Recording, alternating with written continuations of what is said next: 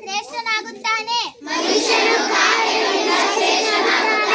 ಹುಟ್ಟಿನಿಂದಲ್ಲ ಮಾತೃಭಾಷೆಯನ್ನು ಪೂಜಿಸಿರಿ.